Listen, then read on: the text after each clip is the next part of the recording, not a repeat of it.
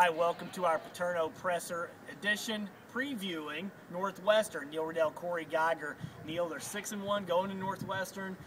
Joe got his 400th victory against Northwestern last year. He can get 408 and tie Eddie Robinson this year. So another chance for a milestone for Joe.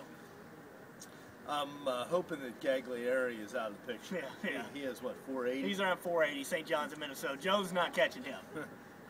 If he is, there's going to be a real wake in the boat ride. Well, this is the last milestone that Joe can get to. This is 408, then a 409, maybe hopefully at some point, and then that's probably it in terms of these milestone victories. I guess so. Every win's a milestone at this point. Well, it is Northwestern. Iowa scored 3 points against Penn State. Iowa scored 41 against Northwestern. We can talk all day about Northwestern's got a different kind of offense and a unique offense, and Dan Persa this, Dan Persa that.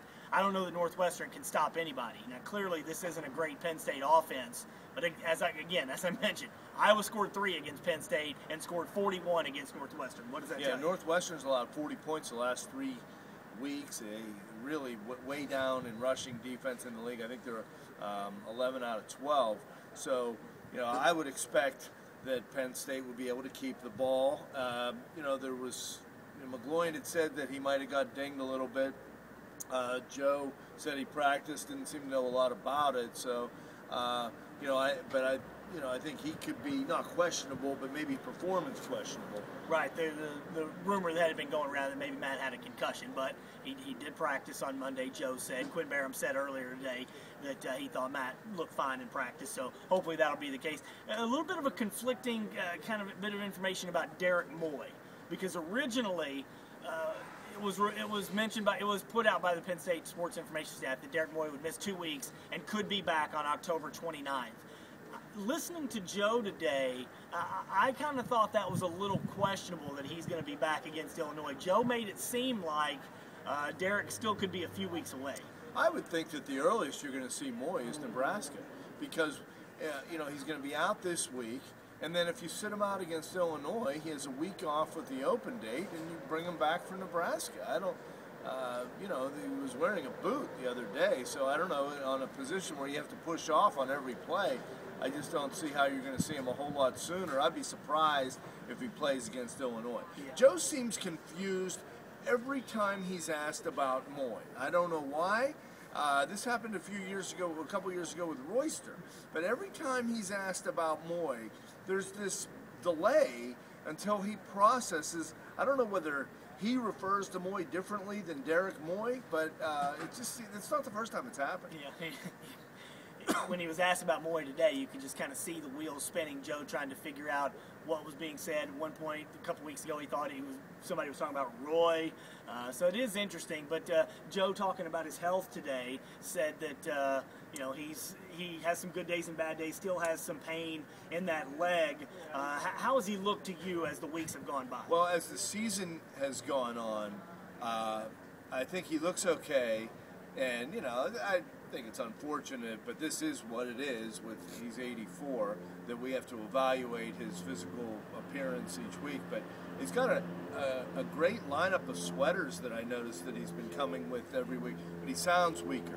I think he looks fine, but he sounds weaker to me these last couple weeks. I don't know if it's because he's back on the pain medication that he referenced a week or two ago, but to me he sounds a little bit weaker. All right, Northwestern can do some things offensively. They've got an experienced quarterback in Dan Persa, but they've just been lousy defensively. What's your score prediction? I picked 27-17, and I heard that broke your heart.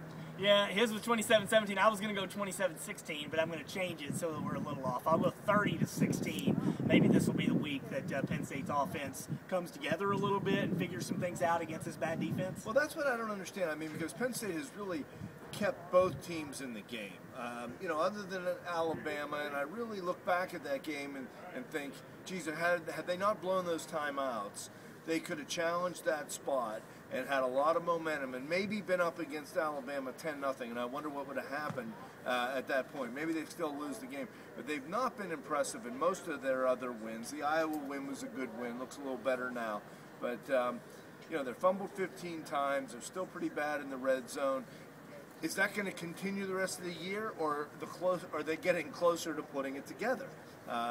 That's what we don't know. One other thing I wanted to ask you about, since this is Northwestern week, I've long been a Pat Fitzgerald guy as a possible successor here. I think he'd be a great fit here. He's probably going to be locked up at Northwestern for a long time. That is his alma mater, and I just don't get that. I realize that, you know, everybody makes decisions in life based on certain things, and if he's happy in the Chicagoland area and happy at Northwestern, that's well and good. And if Pat Fitzgerald stays at Northwestern for 30 years, good luck to him and his family and everything.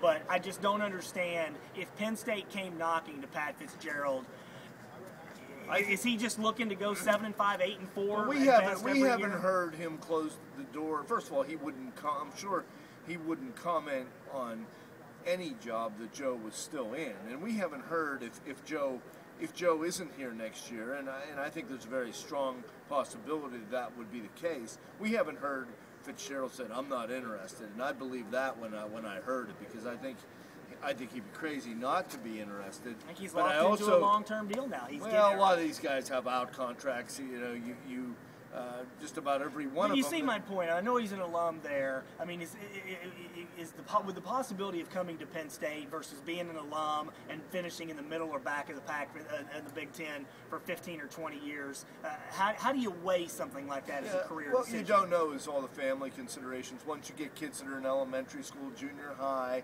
you know, a lot of these kids have friends. They may, for all we know, Pat and his in-laws are out there, his wife's family. That's the one thing we don't know. The other thing I do know, though, is he's lost 4 straight, and if he loses 6 or 7 or 8 straight this year, a little bit of the shine would be off any candidacy he might have. He's not necessarily as hot right now as he was when he came in here last year and blew a 21-point lead. So Shiano was hot at Rutgers for a while. Golden looks a little better at Temple, but nobody has the resume that Urban Meyer has. So if Urban Meyer wants the job and the job's open, I think that's where the whole conversation will end. I would agree, but I don't think he's going to take this job. I think they're going to have to go somewhere else. Who would it be? Who would be number 2? Yeah, I know Meyer's number 1 on your list right now. Who would be number 2? Meyer, to me, would be 1, 2, 3, and 4. So, I mean, I don't know why. Really going to take this job over Ohio State if Ohio State's available? First of all, the more fickle wins, the more difficult it's going to be for Ohio State to pull the plug on one of their own alums. And so I'm kind of rooting for Ohio State to win. I don't know about when they play Penn State, but because and there's a big mess in Columbus.